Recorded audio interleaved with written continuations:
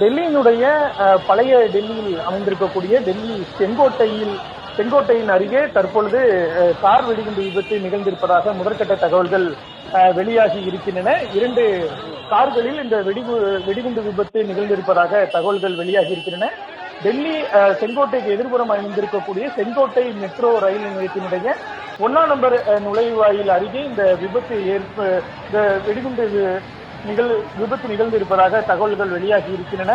இதனையடுத்து அந்த இடத்திற்கு தற்பொழுது காவல்துறையினர் சம்பவ இடத்திற்கு விரைந்திருக்கிறார்கள். இந்த நிலையில் இது தொடர்பாக டெல்லி தீயணைப்புத்துறை விளக்கம் ஒன்றை வெளியிட்டிருக்கிறது. அதில் டெல்லி செங்கோட்டையினுடைய 1ஆம் நம்பர் நுழைவாயில் அருகே வெடிவிபத்து நிகழ்ந்ததாக தங்களுக்கு தொலைபேசி அழைப்பு வந்திருப்பதாக தெரிவிக்கப்பட்டு இருக்கிறது.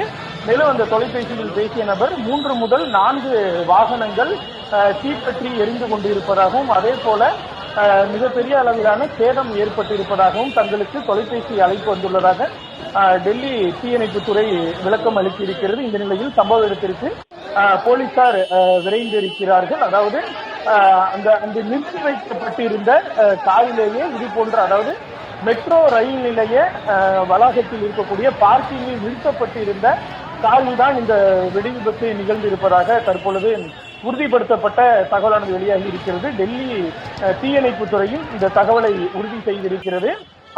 ஹரியானா மாநிலம் ஃபரிதாபாத்தில் இன்றைய தினம் சுமார் 350 கிலோ அளவிலான வெடிமருந்துகளுடன் மருத்துவர் ஒருவர் கைது செய்யப்பட்டு மிகப்பெரிய தீவிரவாத தாக்குதல் தவிர்க்கப்பட்டதாக தகவல்கள் வெளியாகி இருந்த நிலையில் தற்பொழுது டெல்லியினுடைய மிக முக்கியமான பகுதியாக இருக்கக்கூடிய செங்கோட்டை அருகே இது போன்ற ஒரு கார் வெடி விபத்து நிகழ்ந்திருக்கிறது.